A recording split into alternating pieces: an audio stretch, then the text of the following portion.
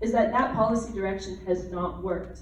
It has not made us safer. It has got us to the point where we are today. And if we can learn anything from that history, it's that we need a drastic change of course, and that requires a drastic change in perspective. And so I realize, I'm here to give context for the safety questions, and I realize that they're not framed in the way that a lot of the questions around safety have been framed in the news. And that's deliberate. That's because in order to have this change of course, we need a change in perspective. So these questions have been designed with an eye toward furnishing a different way of looking at safety and security that's actually rooted in the evidence that suggests that the way that we make all of us safer collectively is by caring for each other, which sounds trite, but that's where the evidence is at. So just briefly, to explain these questions. The percentage of Winnipeg's operating budget that goes to the police has increased from 16% in 2000 to almost 30% in 2019. This investment hasn't prevented many of the safety issues Winnipeggers are concerned with today. So what else do we need to invest public money in order to ensure safety for all? This question comes from the reality that police respond after violence has happened. What investments can we make to prevent violence? That's what this question is about. So it's a positive question. It's a world-building question. What world do we need to create in order to prevent violence?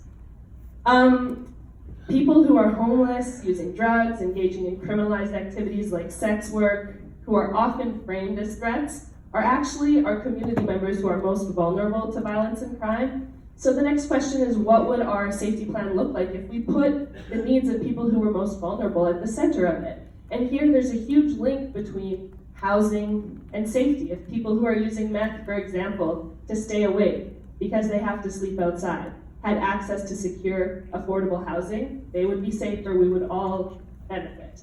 Policing increases paranoia and hostility, it escalates crisis situations. Housing is a de-escalation strategy. The next question, what basic needs are required for someone to keep themselves safe from harm? There are 600 pages of a report called the Inquiry into the report on the Inquiry into Missing and Murdered Indigenous Women and Girls that articulates this context for violence and has many, many recommendations for how we can build a world in which people are safer. One of the ways that furnishing basic needs keeps people safe from harm, I'm just trying to furnish us with some pictures in our head. If I'm in an abusive relationship, lack of access to housing outside of the situation I'm in may well keep me in that relationship. If my housing is unsafe and my landlord refuses to fix the lock or my door and I have to leave, I'm made exponentially more vulnerable in the the precarious transitions that are required by that situation. Housing is a security strategy for all. What is the difference between safety and comfort? People in crisis and people pushed to work in informal street economies like sex work might make other residents of our neighborhoods feel uncomfortable. Someone asking you for spare change or sleeping under a bridge might make you feel uncomfortable. But to push them out of sight, out of mind, to preserve our comfort is to gravely endanger their safety. So let's make a distinction between safety and comfort.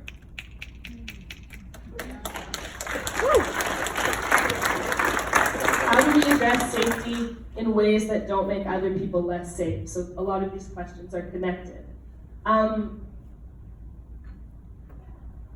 I appreciate that the safety questions today are framed in a way that can help reorient us away from calls to more policing toward positive ideas about how we can build community. To take safety seriously is to care for each other. I'll say that one again. That's not only because caring for each other is the right thing to do, it's actually because that's the only thing that works, it's the only evidence-based policy. So this is the commitment I hope we can move forward with today. There was a tiny little analogy that happened here. I was coughing uncontrollably. You could have kicked me out of the room and said, you're being disruptive, but instead my fellow panelists offered me a glass of water and a nice candy that helped soothe my throat. And those were the things I needed, and then I could participate again. So let's try to think of safety as an inclusionary, collective project of community building. Thank you.